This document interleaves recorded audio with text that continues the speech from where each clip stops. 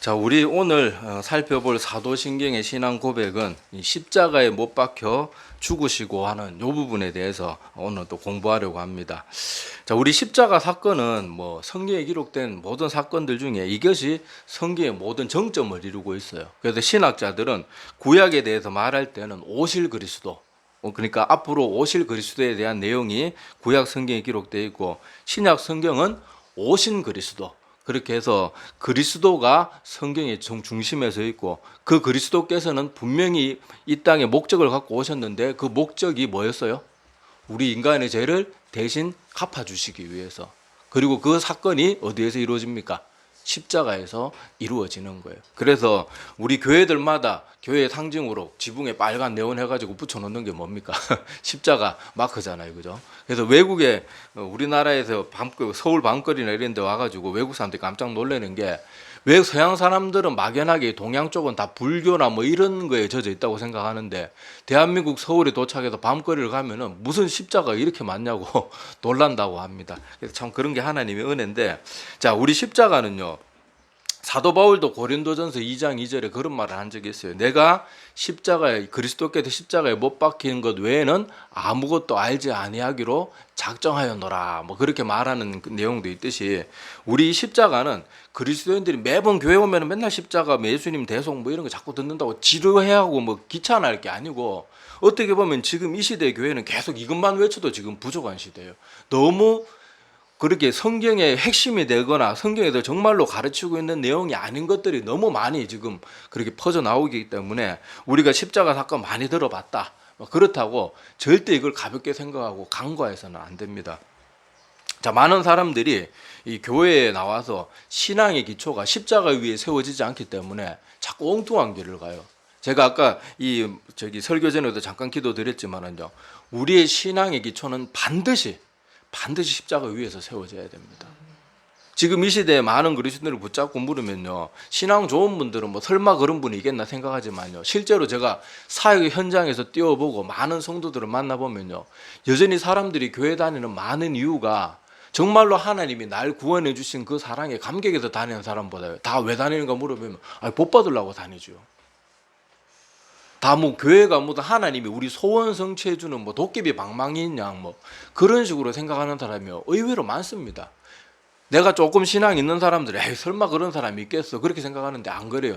여러분들이 정말 사역자들로 다니면서 신방 다녀보고 한번 해보세요. 의외로 퍼센테이지로 보면 절반도 넘을 거예요. 많은 사람들이 다 예수 믿는 목적, 교회 나오는 목적, 헌금하고 충성 봉사하는 목적이요, 더 복 받기 위해서예요. 안 될 것 같죠? 정말로 그렇다니까요.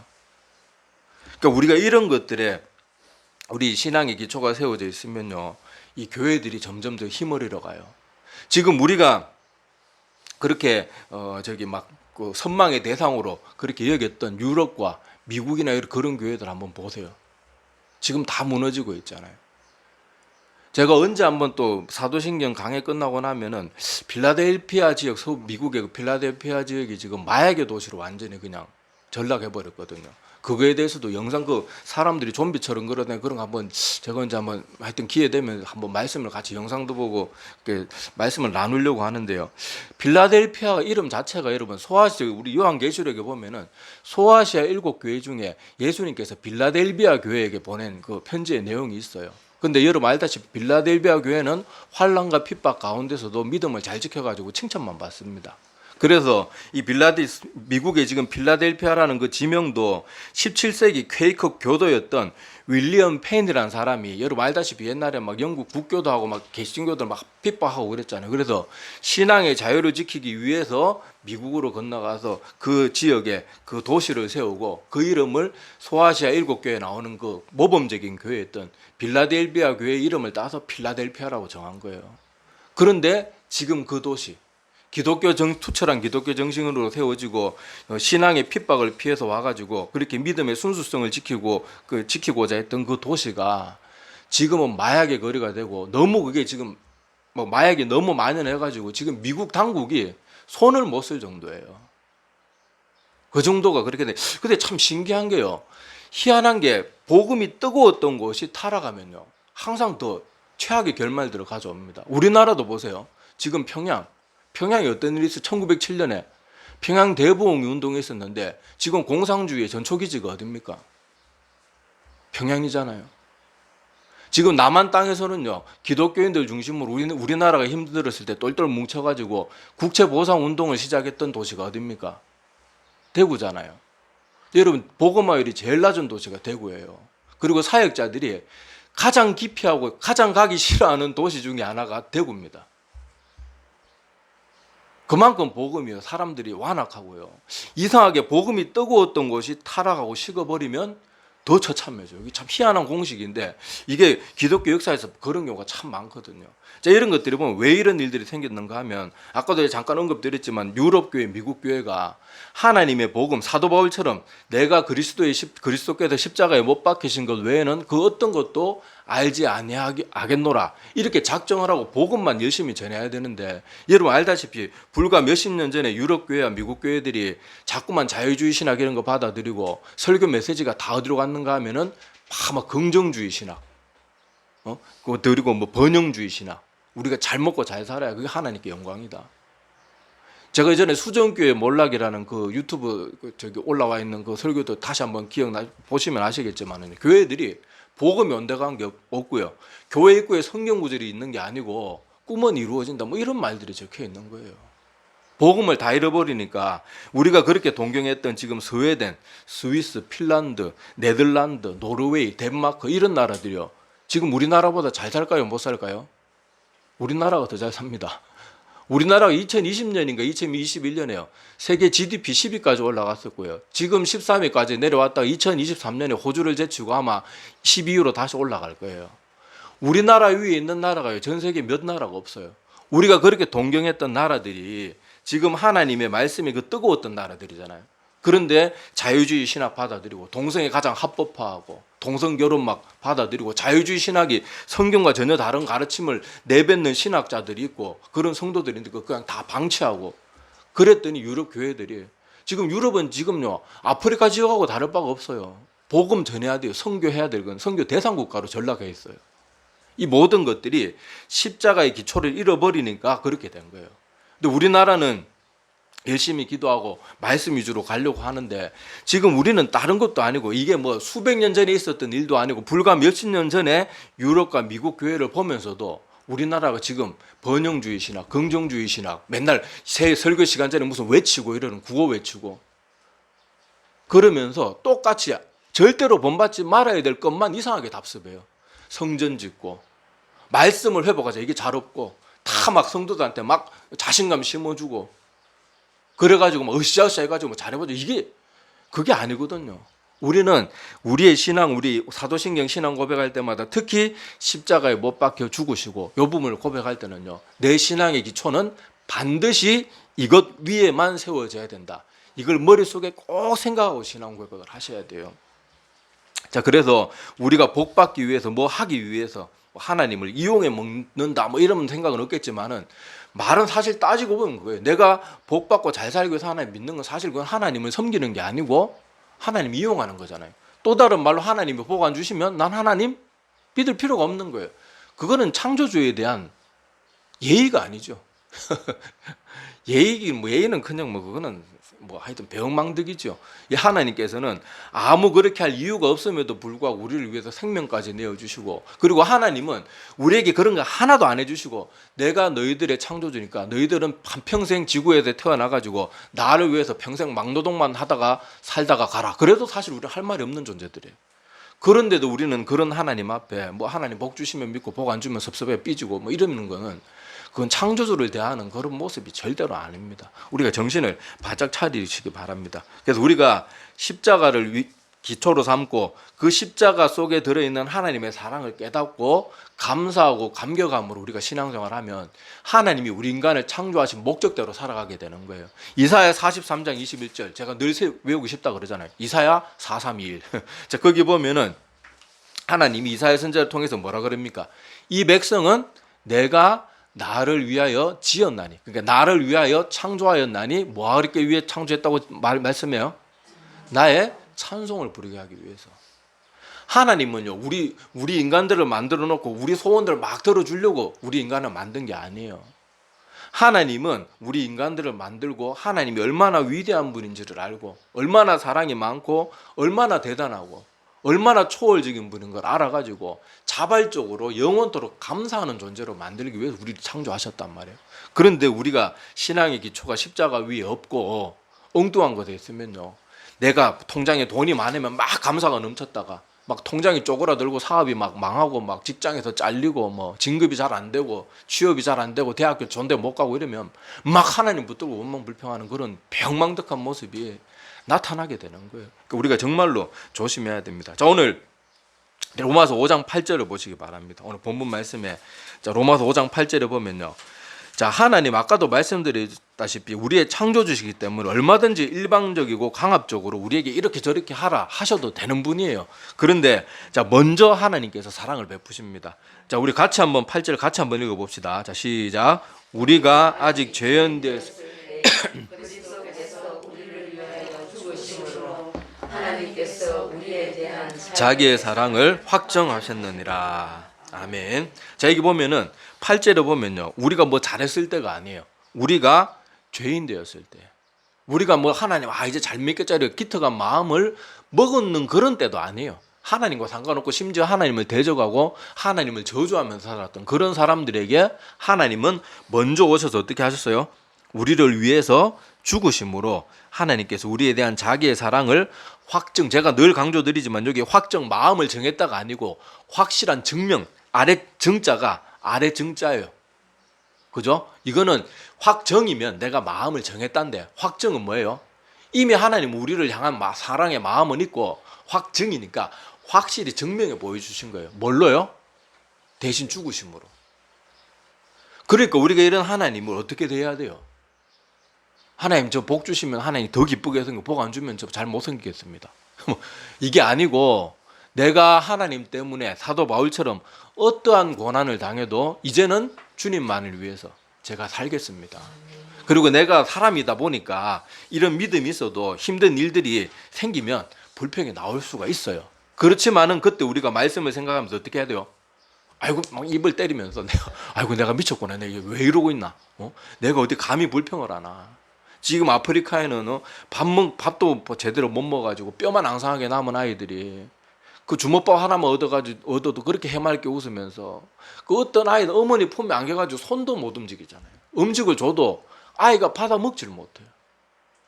그런데도 우리 그런 삶에 비하면 얼마나 좋은, 우리 사실 대한민국에서 불평한다 그러지만요, 사실 저 북한에 던져놓고 아프리카 그런 오지에 던져놓으면 당장 감사하면서 우리나라 돌아올 겁니다.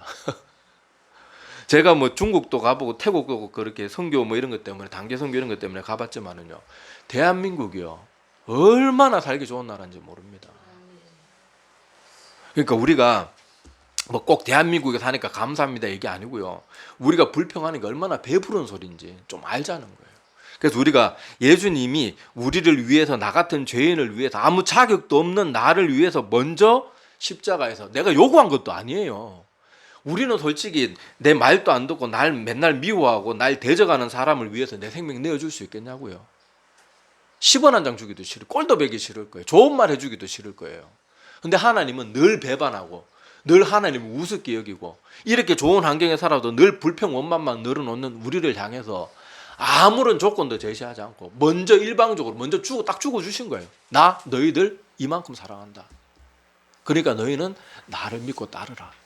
강압적이지도 않아요. 먼저 모든 걸 다 일방적으로 다 주세요. 다 보여주시고 다 증명하시고 다 내어 보여주시고, 그리고 그 선택마저 우리에게 강압하지 않아요. 내가 이렇게 너희들을 사랑하고 내 목숨까지도 아끼지 않는 나니까 너희들이 창조주 하나님보다 나를 섬기는 게 아니고 이 사랑을 보고 나를 따르라. 그래도 안 섬기는 사람들이 있는 거예요. 그런데 우리는 어떻게 해야 되겠어요? 이 십자가에서 죽으시고 하는 이 신앙 고백을 들을 때마다 우리는 늘 주님의 사랑을 생각해야 돼요. 자, 예수님이 이 땅에 오신 목적이 우리를 위해서 죽으심이라고 했는데, 자, 우리 지난 시간에 우리 사도신경 나누면서도 배웠지만, 자, 주보에 제가 찾아놨습니다. 자, 마태복음 1장 21절에 보면 예수님이 이 땅에 오실 때 그 이름부터 확고한 목적을 가지고 오셨어요. 자, 마태복음 1장 21절 이것도 우리 한번 같이 읽어봅시다. 자, 아들을 낳으리니 이름을 예수로 하라. 이 백성을 그들의 죄에서 자이심이라 하니라. 자, 예수님은 이 땅에 오실 때 분명한 목적을 갖고 오셨고 이름조차도 뭐예요? 구원하시기 위해서. 뭐에서부터 구원하시기 위해서요? 그들의 죄. 그들의 죄. 그러니까 내 죄, 우리가 지은 죄, 내가 지은 죄 때문에 하나님, 아무 죄가 없는 그 하나님이신 그 예수 그리스도께서 이 땅에 인간의 몸을 입고 오신 거예요. 그리고 다시 오늘 또 우리 본문 말씀 로마서로 돌아가 봅시다. 자, 로마서 5장 6절에서 9절에 보면요, 우리가 아직 연약할 때 기약대로 그리스도께서 경건하지 않은 자를 위하여 죽으셨도다. 의인을 위하여 죽는 자가 쉽지 않고 선인을 위하여 용감히 죽는 자가 있거니와 우리가 아직 죄인 되었을 때 그리스도께서 우리를 위하여 죽으심으로 하나님께서 우리에 대한 자기의 사랑을 확정하셨느니라. 자, 9절. 그러면 이제 우리가 그의 피로 말미암아 의롭다 하심을 받았으니 더욱 그로 말미암아 진노하심에서 구원을 받을 것이니.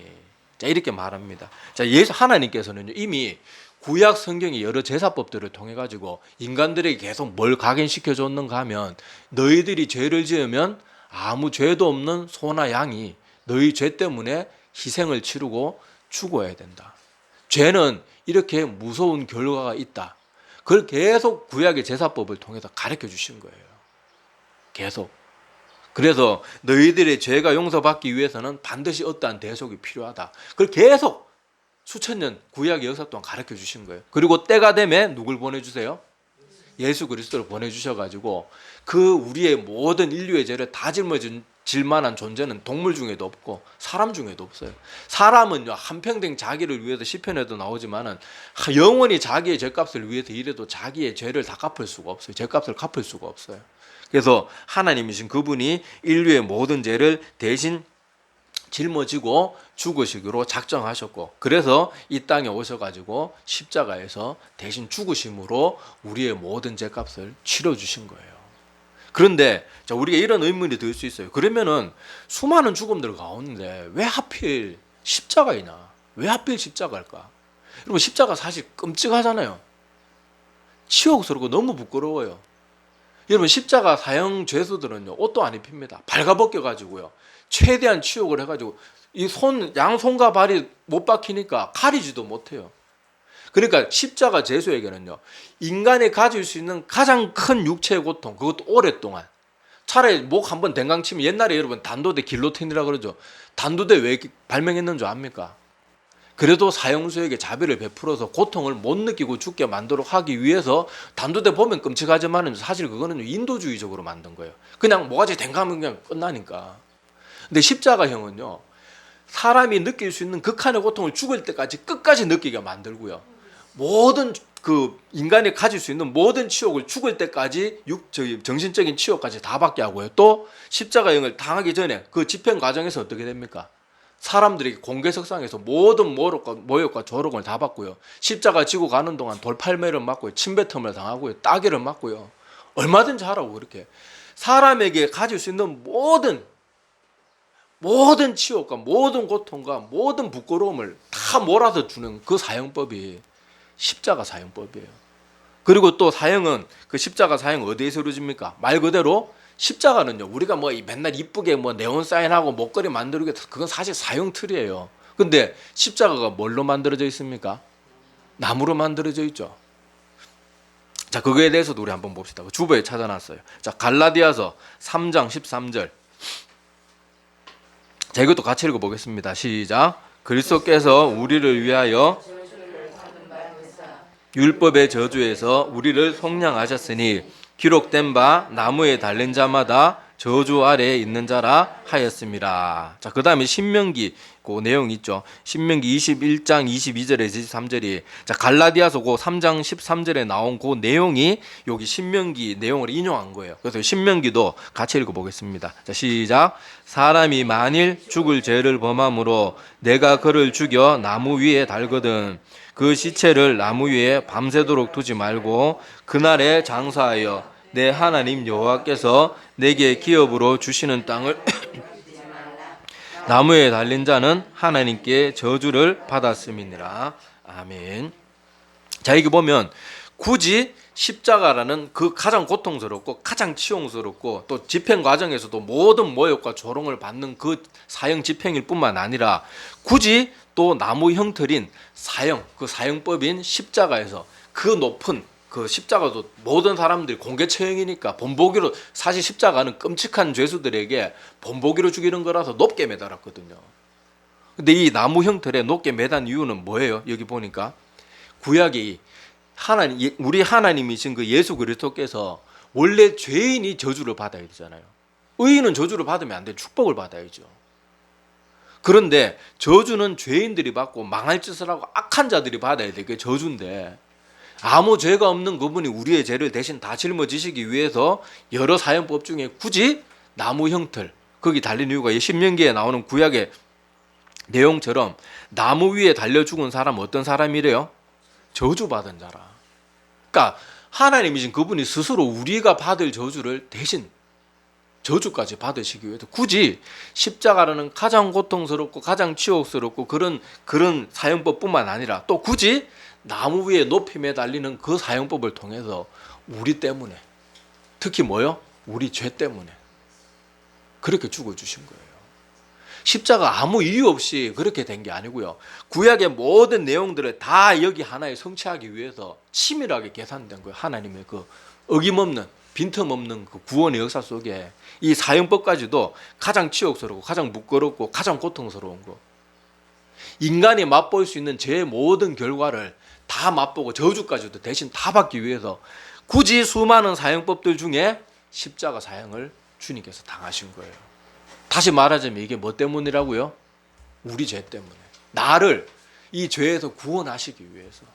이것을 여러분들이 꼭 기억하셔야 됩니다. 그래서 이사야 53장 전체 내용을 또 제가 찾아놨는데, 자, 이사야 53장 내용은 여러분들이 한번 집에 가서 뭐 오늘 시간 관계상 다 읽으려고 그러면 시간이 많이 걸리니까, 자, 53 그래도 뭐 12절까지밖에 안 돼요. 그래서 오늘 예배 마치고 여러분들이 집에 가셔가지고 저 이사야 53장 내용, 그리고 주보에 찾아놨으니까 주보 들고 가셔가지고 한번 꼭 여러분들이 기도하는 마음으로 좀 열심히 한번 묵상하면서 좀 진지하게 한번 읽어보세요. 제가 1000마디 만마디 설교하는 것보다 여러분들이 간절한 마음으로 기도하면서 읽으면 성경이 전해주는 감동은요, 아무리 말 잘하고 논리가 뛰어난 목사가 전해주는 것과 비교도 안 됩니다.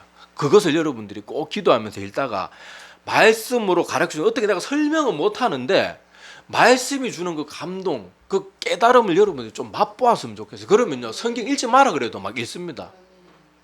막 그냥 밤에 잠이 쏟아지는데도 성경 읽기, 그걸 여러분들이 꼭 맛보셔야 돼요. 자, 그래서 여러분들이 꼭 그렇게 읽으시기를 바라고. 자, 4절 보세요. 자, 그는 실로 우리의 질고를 지고, 하나님은 사실 우리를 위해서 그런 질고를 질 필요가 없거든요. 자, 그리고 우리의 슬픔, 죄로 인한 그 결과물인 슬픔 우리가 당해야 되는데 우리의 슬픔을 또 대신 당했고, 또 우리는 생각하기를, 우리는 예수님이 십자가에 못 박히는 것을 보면 그때 당시 사람들은 아이고 죽을 죄를 졌으니까 저렇게 당하겠지, 사람들은 그냥 막연히 그렇게 생각한다는 거예요. 자, 그런데 5절에 보면 실상은 그가 찔림은 뭐 때문이에요? 우리의 허물, 그의 허물 때문이 아니에요. 우리의 허물 때문이에요. 제사 때 바쳐졌던 그 착하디 착한 소나 양이나 이런 애들이 쥐죄 때문에 죽는 거 아니잖아요.